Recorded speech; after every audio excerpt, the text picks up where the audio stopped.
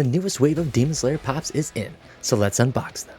This was a fire wave as we got to see a first for the series in a few different categories, that being a cover, holiday pops, new characters, and then a diecast. Quick disclaimer, there are a few in this wave that aren't released yet, like the Holiday Gyu, the Chalice exclusive Misery with the Hashira mark, Nezuko cover, and then a diecast Tanjiro. But there's still a good amount to cover today, so don't be worried. We'll start off with the weakest one of the wave, and it's a stretch because all of them are really good in my opinion. Here we have Nezuko as she just conquered the sun. It is pretty accurate in the anime as she is shown walking towards Tanjiro with the wind blowing in her hair, particular facial expression, and then one sock on. All these details were accurately represented in this Funko. I will say though, my appreciation for this pop came with unboxing her and seeing it in full display. Sometimes you just have to take it out of the package and see it in person to really appreciate it.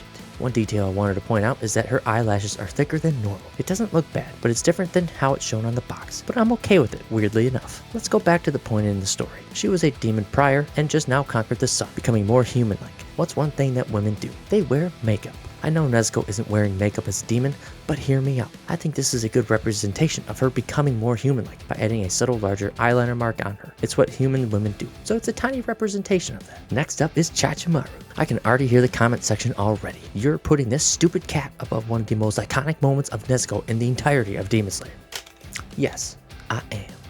Chachamaru is a side character. Shit, not even. It only appears a few times to collect blood samples from Tanjiro for Tamayo. But it only adds to my excitement for this. The fact that they went out of their way to make this excites me. Her patterns honestly make this pop as cool as it is. And let's be honest, it's cute as hell. A cat wearing a little backpack, a collar with a talisman on it, and big eyes. What's not to like about this unless you're not a cat person? And that's valid. The talisman is very intricately done as if you look closely at it. The markings are very fine and precise. Next up is the Tanjiro cover. This one's unique because it's not the cover of anything.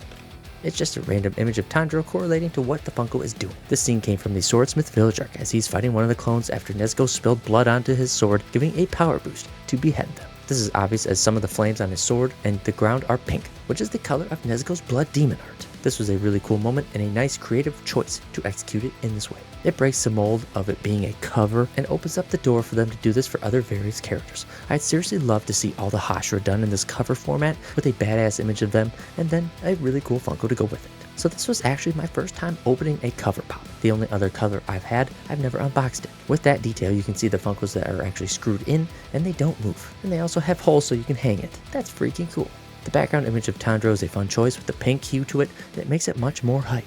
Really good start to this cover format, and I hope they make more for the Demon Slayer franchise. I was going to save my favorite for last, but viewer retention is real, so I'll keep you hooked. Our first Pop Plus of the day, Tanjiro using the Hino Kamado.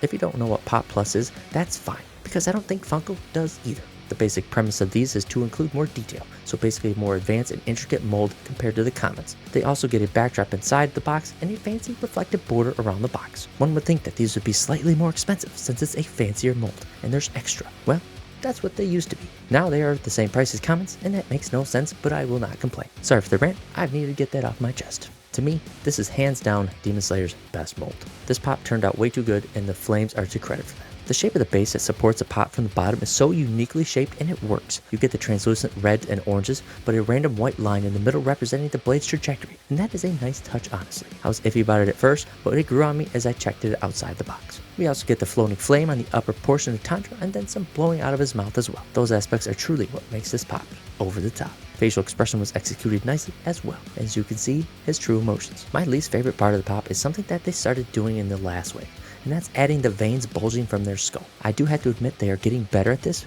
because the last Tanjiro did not look good with it, and this one doesn't look as bad. Next up are the holiday variants of Tanjiro and Nezuko, so I'll cover both at the same time for this one. I actually really like these pops. It's not a mold that's recycled 100 times, so it's pretty fresh. Nezuko is cute as always, but this time she's being tangled in the ribbon. They gave her the pink eyes as well, and that seems to be the standard for her now, finally.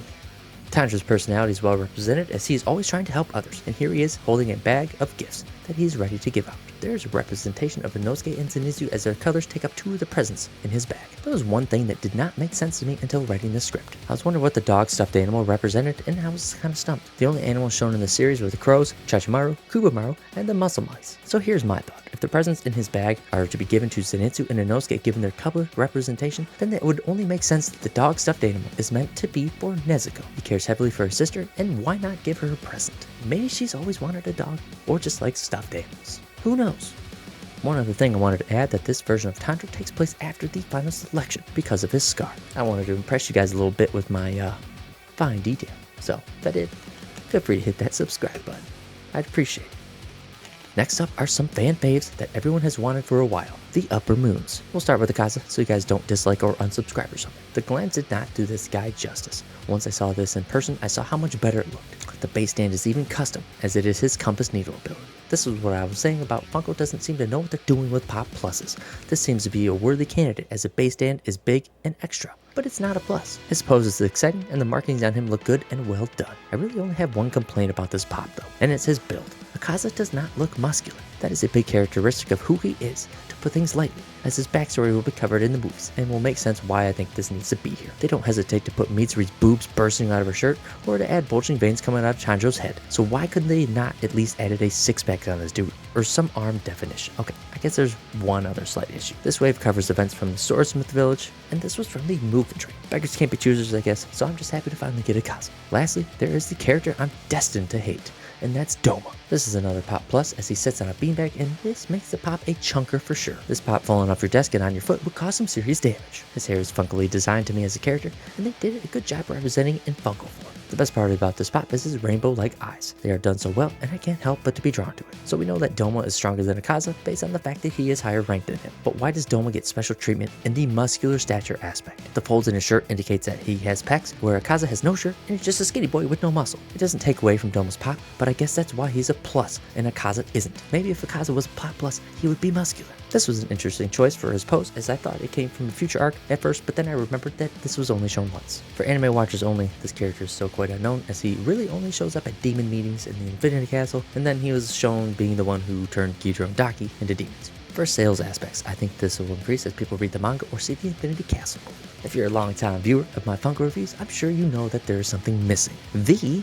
Shinobu treatment. I'll be covering this segment as a group from now on instead of individually as I discuss them. If you're new or need a refresher, the Shinobu treatment is a segment where I go over what would take the Pop to a higher level because they truly went all out on my girl Shinobu, so that was the inspiration for this. We'll go in order the ones I've covered, starting with Nezuko conquering the sun.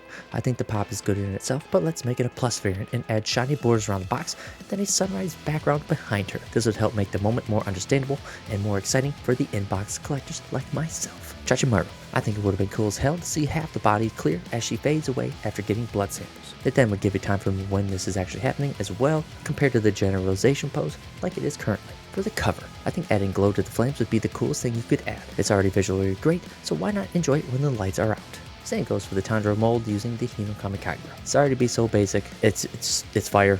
Fire should glow. I'm not trying to opt out. Next. Both the holiday pieces. I wish there was other Easter eggs representing other characters in this series. Nezuko's pink ribbon could have easily been Daki's Obi pattern, and this is fitting because she beat the complete shit out of her.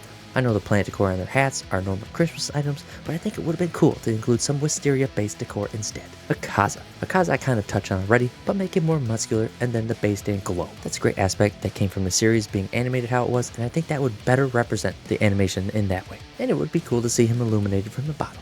Doma. His eyes are already at the focal point, but why not take it to the next level? Make his eyes diamond or glitter, only adding more focus on the eyes than there already was. So that is the newest wave of Demon Slayer Funko Pops. The others will be releasing somewhat soon, hopefully, so yeah, make sure you're subbed so you can see the shorts when I make them as they come out. Let me know if you got any of these or if you like them in the comments below. Thanks for watching, and have a wonderful day. Peace out.